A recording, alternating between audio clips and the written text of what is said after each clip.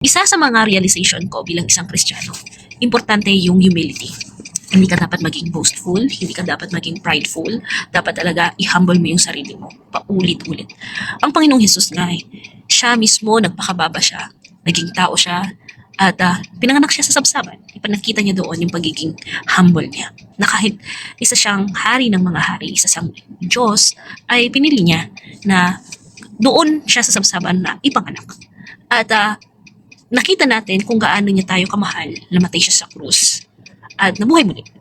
Doon, pinakita niya yung humility. No? Isa pa sa mga natutunan ko bilang isang Kristiyano pagdating sa humility, importante yung matuto tayo na hindi pala natin kaya ang lahat.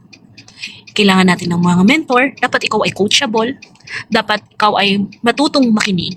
So pag humble ka, ikaw ay itinataas. Sabi nga sa Bible, no? Ang nagpapakumbaba ay itinataas. So makikita natin doon na gusto ng Diyos na nagpapakumbaba tayo. Kapag ka nagpapakumbaba ka, i-humble mo yung sarili mo, iniisip mo doon na pag binababa mo ang sarili mo, ina-acknowledge mo na ikaw ay makasalanan. So ako nung time na na-realize ko na ako ay makasalanan, I confess my sin to Christ. And talagang niluhod ko at sinabi ko na, Lord, patawarin mo ko. Alam kong makasalanan akong tao. Kapag may humility kasi, ina-acknowledge mo na hindi mo kaya on your own. Hindi natin kayang pumunta ng langit.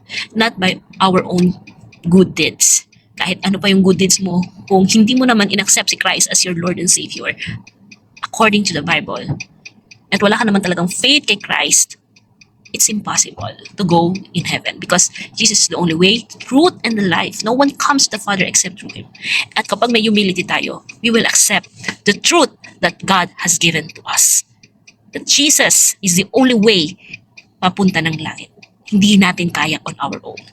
If sa tingin mo, your good works ay yan ang makakapunta sa langit, yan ang dahilan kung bakit ikaw ay pupunta sa langit, nagkakamali ka, my friend. Nagkakamali tayo dyan. We are boasting ourselves. So we must humble ourselves and we must ask for forgiveness.